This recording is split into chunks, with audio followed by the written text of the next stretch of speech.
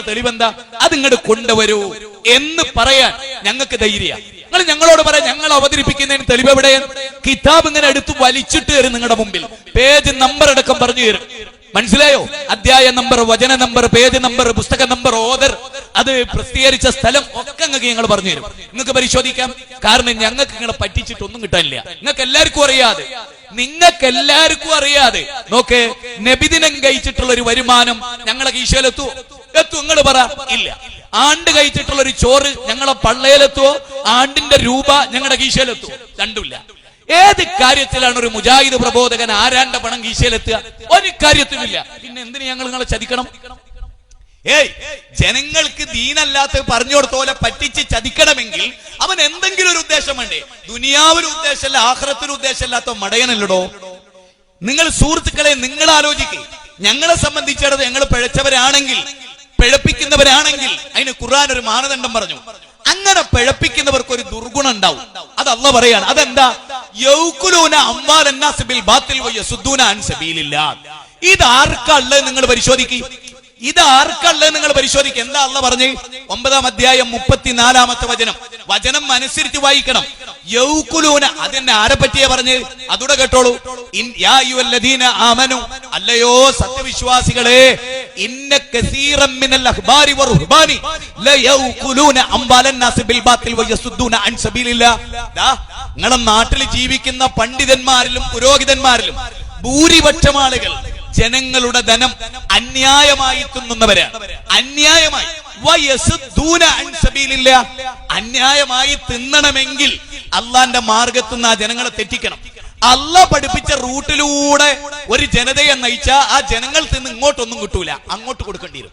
Okay, ഇവിടെ ഞാൻ ചോദിക്കണേ, ഈ ആയത്തിന്റെ മാനദണ്ഡം അനുസരിച്ച് എന്ത് ചടങ്ങ് നടന്നാലും പോക്കറ്റ് പൈസ വരുന്ന വിഭാഗാരാ? ഞങ്ങളാ? സെൽഫികളാ? മുജാഹിദുകളാ? അല്ല, ഞങ്ങളെ എതിർക്കുന്ന ഉസ്താദുമാരെന്ന് പറയുന്ന ആളുകളാണ്. ആരാ? ബുദ്ധിയുള്ളവർ. ഇതിന് പഠിക്കൊന്നും വേണ്ട, ശരാശരി ഒരു പൗരനായാ മതി. ഒന്നാലോചിച്ചേ, എന്തൊരു ചടങ്ങ് നടന്നാലും ആർക്കാ പണവും ഭക്ഷണവും? ഞങ്ങൾക്കാ?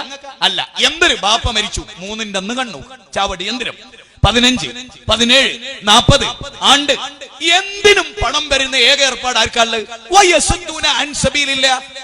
അള്ളാന്റെ മാർഗത്തുനിന്ന് ജനങ്ങളെ തെറ്റിക്കുന്നതുമാരാ? ഞങ്ങളാ. ഞങ്ങൾ നിങ്ങളോട് പറയുന്നത് എന്താ? അള്ളാനെ വിട്ടുപോയിക്കോളിന, അള്ളാനെ മാത്രം പിടിച്ചോളി ഇബാദത്തിന്റെ കാര്യത്തിൽ. ഞങ്ങളുടെ വാദം എന്താ? പടച്ചവനിലേക്ക് നിങ്ങൾ അഭയം പ്രാപിക്കും, പടച്ചവനോട് നിങ്ങൾ ഇബാദത്ത് ചെയ്യൂ, പടച്ചവനോട് മാത്രം നിങ്ങൾ ദുആ ഇറക്കൂ, പടച്ചവന്റെ മുമ്പിൽ മാത്രം നിങ്ങൾ നേർച്ച നേരും. എന്താ അതിനോടുള്ള വിയോജിപ്പ്? എന്താണ് അതിനോടുള്ള വിയോജിപ്പ്? അതാണ് എനിക്ക് മനസ്സിലാവാത്തത്. വിശുദ്ധ ഖുർആനിലെ 39-ാം അധ്യായം 45-ാമത്തെ വചനം നിങ്ങൾ മനസ്സിരുത്തി വായിക്കണം. ആ വചനത്തിൽ അല്ലാഹു സുബ്ഹാനഹു വ തആല പറയുന്നതെന്നറിയോ? അള്ളാനെ പറ്റി മാത്രമായിട്ട് പ്രസ്താവിക്കപ്പെട്ടാൽ ഒരു വിഭാഗം ആളുകൾക്ക് അസ്വസ്ഥത ഉണ്ടാവും, അവരാകെ വയലന്റ് ആവും. അല്ലാഹ് പറയാണ്, എന്നാൽ വൈദാ ദുഖിറല്ലദീന മിൻ ദൂനിഹി ഇദാഹും യസ്തബ്ശിറൂൻ. ഈ ഒരൊറ്റ ആയത്ത് മതി ഇവിടെ കേരളത്തിലെ മുസ്ലിമീങ്ങൾക്ക് മുജാഹിദുകൾ എന്താ പറയുന്നത് മനസ്സിലാക്കാൻ. ഈ ഒരൊറ്റ ആയത്ത് റബ്ബിന്റെ ഖുർആനിലെ 39-ാം അധ്യായം 45-ാമത്തെ വാചകം മനസ്സിരുത്തി വായിക്കും മുസൽമാനെ. അതിലെന്താ പറയുന്നത്? അള്ളാഹിനോട് മാത്രമേ പ്രാർത്ഥിക്കാവൂ എന്ന് അവരോട് പറഞ്ഞാൽ അവർക്ക് ചൂടാവും, ഒരു ദേഷ്യം പിടിക്കും, ഒരു സ്റ്റേജ് കയ്യേറും, ബഹളുണ്ടാക്കും, കൂക്ക് വിളിക്കും, കലാപുണ്ടാക്കും, ഒക്കെ ഒരു ചെയ്യും. എന്നാൽ വൈദാ ദുഖിറല്ലദീന മിൻ ദൂനിഹി, അള്ളാഹ്ക്ക് പുറമെ മൊയ്തീൻ ഷൈഖിനെ വിളിക്കാന്നൊന്ന് പറഞ്ഞു നോക്കിയേ, മമ്പറനങ്ങളെ വിളിക്കാന്നൊന്ന് പറഞ്ഞു നോക്കിയേ, ഇബ്രാഹിം നബിയെ വിളിക്കാന്നൊന്ന് പറഞ്ഞു നോക്കിയേ, അവർ ഭയങ്കര ഹാപ്പി ആയിരിക്കും. അവർ പരലോകത്തിൽ വിശ്വാസമില്ലാത്തവരാണ്. ആര്? അള്ളാഹ്ക്ക് പുറമെ വേറൊരു മഹാനെ വിളിക്കാം എന്ന് പ്രസംഗിക്കുന്നവർ പരലോകത്തിൽ വിശ്വാസമില്ലാത്തവരാണ്. ഇതെന്റെ വകയല്ല, എനിക്കിതിൽ മായം ചേർക്കാൻ വയ്യ, അള്ളാന്റെ ഗ്രന്ഥത്തിലുള്ളതാ. വായിക്കൂ. അങ്ങനെയല്ല അതിന്റെ അർത്ഥമെങ്കിൽ പറയൂ. അള്ളാന്റെ ഗ്രന്ഥത്തിൽ അല്ല പറയണെന്ത്?